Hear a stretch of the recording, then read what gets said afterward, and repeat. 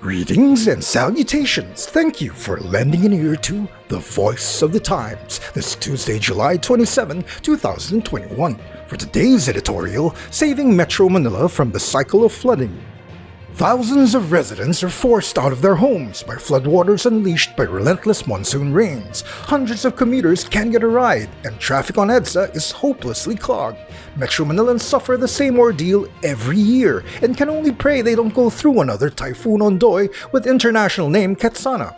The typhoon that struck on September 2009 has been the benchmark for measuring flood-induced devastation in Metro Manila. In just 24 hours, Typhoon Ondoy dumped 455 millimeters of rain, equivalent to the average monthly rainfall in Metro Manila.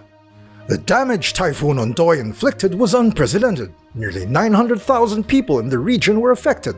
Fatalities numbered 241 and injuries 394. More than 65,000 buildings were damaged or destroyed. In a matter of hours, the Marikina River rose to record levels, inundating entire communities along its banks. Elsewhere in the metropolis, esteros or estuaries became raging waterways, tearing hundreds of flimsy shanties from its foundations. The World Bank estimated the losses from Typhoon Ondoy were equivalent to around 2.7% of the country's economy.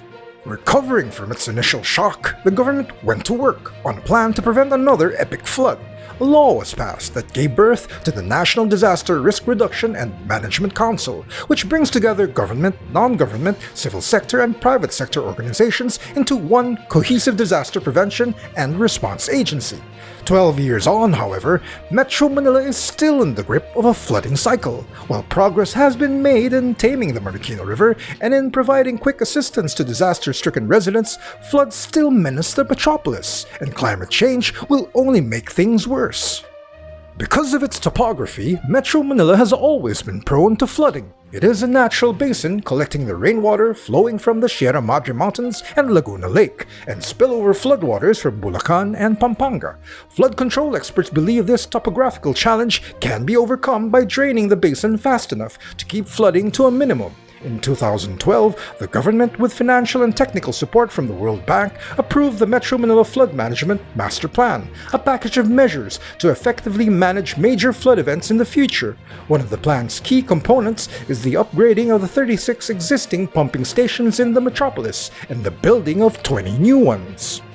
Regarding flood control plan, to prevent solid waste from clogging the pumps, the plan calls for improving solid waste management within barangay or villages along esteros, rivers, and other waterways, and the resettlement of informal settlers encroaching on the waterways. So, is the plan still on track? The government needs to provide an update on how far into the plan it is now. More importantly, it needs to account for the funds that went into the project.